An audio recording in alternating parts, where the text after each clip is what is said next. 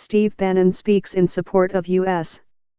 Senate candidate Roy Moore during a campaign rally, Monday, December 11, 2017, in Midland City, Alabama. Photo, Bryn Anderson/AP. The debacle in Alabama should drive a wooden stake through the heart of Steve Bannon. The GOP's dark prince is sucking the center out of the Republican Party, emptying it of its proud tradition of measured policymaking, fiscal responsibility and respect for individual liberties, and leaving behind a monster built of nationalism, racism and fanaticism. Bannon's evil plot to remake the GOP in his own intolerant image failed miserably in the Alabama Senate race. Thankfully for those of us who hold hope Republicans will return to their honorable roots.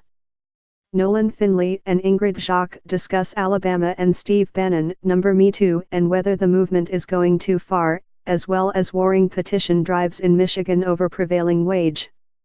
Even the reddest of red states couldn't abide Bannon's hand-picked handmaiden, Judge Roy Moore, a frothing fanatic who was well out of the mainstream even before he was accused of dallying with underage girls.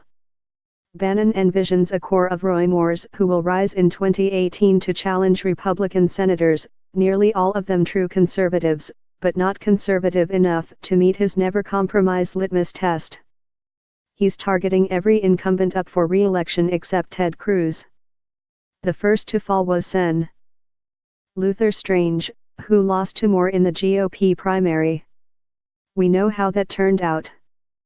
For the first time in a quarter century, the heart of Dixie is sending a Democratic senator to Washington, leaving an already precarious Republican majority whisper thin.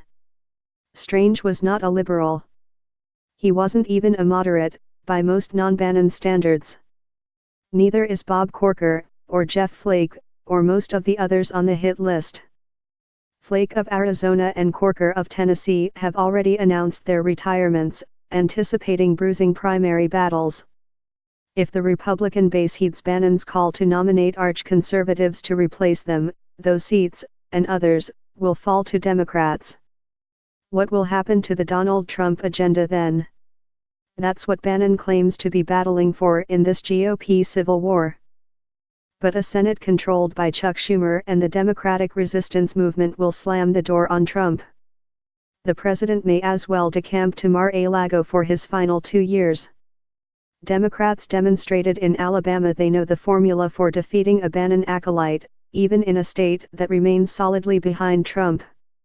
Alabama's new senator, Doug Jones, is a liberal. But not of the insufferable Elizabeth Warren variety. Notice the Democrats didn't trot out Warren or Bernie Sanders to rally their base in Alabama. They kept Jones talking about the things important to his state's voters and away from issues that divide them. He became an acceptable choice for those unwilling to hold their nose and vote for Moore just to protect a Republican seat.